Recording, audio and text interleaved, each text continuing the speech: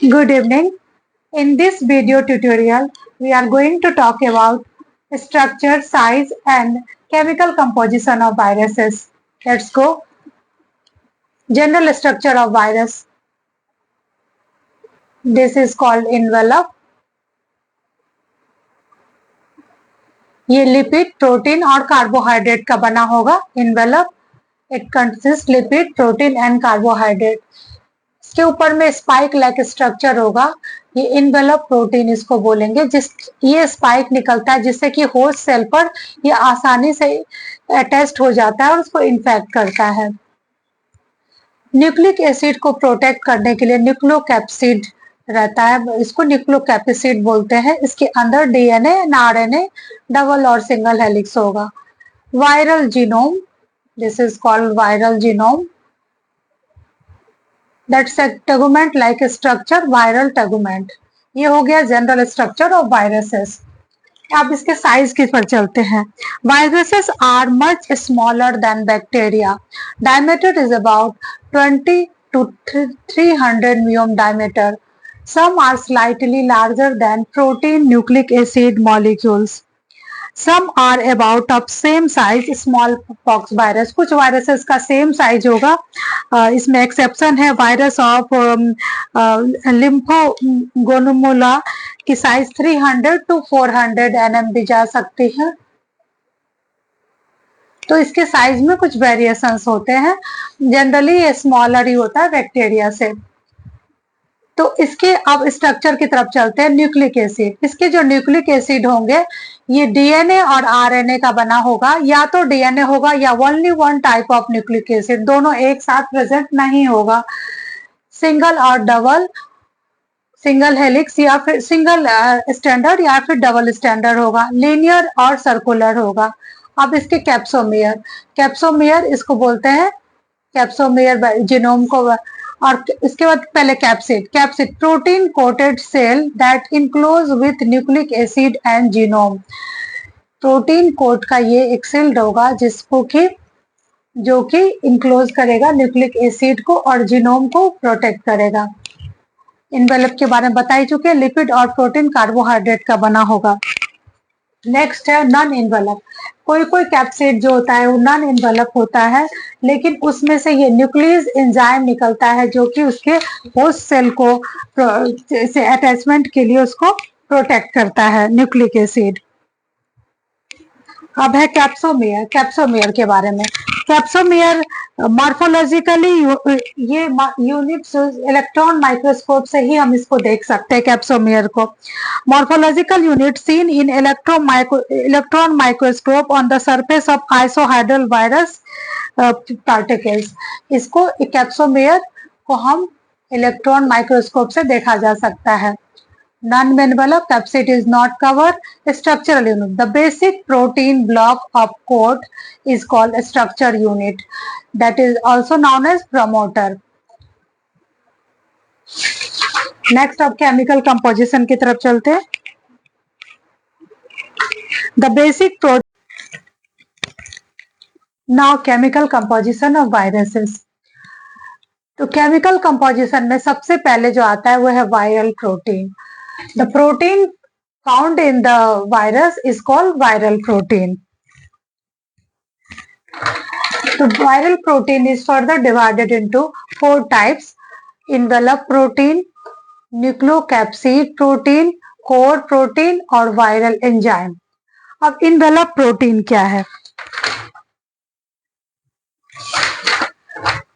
Envelope protein, it is made up of glycoprotein. ये glycoprotein का बना होगा और ये इन्वेलप जो है ये ग्लाइकोप्रोटीन का बना होगा, उसे कहेंगे इन्वेलप प्रोटीन। दूसरा है न्यूक्लियोकैप्सिड प्रोटीन, ये प्रमोट्स करेगा कैप्सिड को, contain one type of protein in TMV virus. ये टोबैको मोज़ेक वायरस में पाया जाएगा nucleocapsid protein. Viral capsid are made up of totally protein of identical subunit. ये सभी आइडेंटिकल सब यूनिट का बना होगा, एक ही तरह का और इसीलिए इसको कहा जाएगा कैप्साइड प्रोटीन, क्योंकि ये एक ही टाइप के प्रोटीन का बना होगा। ये किसमें इसका एग्जांपल होगा? TMV virus. इस टीएमबी वायरस इसमें पाया जाता है ये। तीसरा है core protein. Core protein mainly nucleic acid को ही कहा जाता है। जो वायरस में मौजूद होगा उसको कहेंगे it is present in nucleic acid, is known as core protein. अब चौथा है वायरल एंजाइम। ये मोस्ट प्रोबेबली एनिमल वायरस में पाया जाएगा। In animal viruses, specially in the envelope viruses. Animal virus में किस वायरस में पाया जाएगा? इन्वेलप वायरस में। और उससे एक एंजाइम निकलेगा जिसको कहेंगे वायरस, इसमें पाया गया वायरोन स्पेसिफिक एंजाइम। तो virion specific enzyme has been categorised. Example हो जाएगा रेटिनोवायरस, आरएनएज में ये पाया जाएगा। In most probably envelope viruses में। अब उसके बाद वायरस इन, ये तो हो गया केमिकल वायरल प्रोटीन। दूसरा हो जाएगा वायरल इन्वेलप। वायरल इन्वेलप में क्या केमिकल कंपोजिशन है? 10 to 15 मिलियन का ठीक होगा ये। It is made up of protein, lipid and carbohydrate. ये प्रोटीन, लिपिड और कार्बोहाइड्रेट का बना होगा। और lipid provide the flexibility of the shape of the virus. ये वायरस को एक flexibility, lipid provide flexibility to the shape. These spike attach to the outer surface. ये इससे वायरल इन्वेलप, इसी को बोलते हैं, इससे क्या होस्ट सेल के अटैचमेंट में ये इसको हेल्प करेगा। और ये मेड अप ऑफ ग्लाइकोप्रोटीन। ये क्या चीज का बना होगा? ये तो प्रोटीन, लिपिड एंड कार्बोहाइड्रेट का बना ही होगा। और इसके जो इन्वेलप है वो ग्लाइकोप्रोटीन का भी। Next is viral carbohydrate. A substantial amount of carbohydrate specified by rather host cell, arbovirus or viral genome vaccinia is found in viral envelope. इसके वायरल इन्वेलप में पाया जाएगा ये कार्बोहाइड्रेट। किस में स्पीसीज में? अर्बोवायरस में और वैक्सीनिया में। ये इसके फॉर्म होंगे गैलेक्टोज, मैनोज, ग्लूकोज, और दैट इज इन्फ्लुएंजा वायरस। तो वायरस कार्बोहाइड्रेट एग्जाम्पल हो जाएगा galactose, mannose and glucose, found in influenza virus. Next है nucleic acid. Nucleic acid viruses contain DNA, also DNA and RNA, only DNA and RNA। तो DNA जिसमें होगा उसको बोलेंगे डीऑक्सीवायरस, and RNA जिसमें होगा उसको बोलेंगे ribovirus. All plant viruses have SSRNA। सभी प्लांट वायरस के पास SSRNA होगा। और इंसेक्ट वायरसेस के पास ओनली RNA होगा, लेकिन फ्यूज केस में DNA भी पाया जाता है। अब उसके बाद नेक्स्ट आता है कि DNA of some bacterial and animal. Next है DNA of some bacteria and chemical viruses is circular. DNA जो होगा इसका वो सभी कुछ बैक्टीरिया और एनिमल में सर्कुलर होगा, but other it is like a RNA।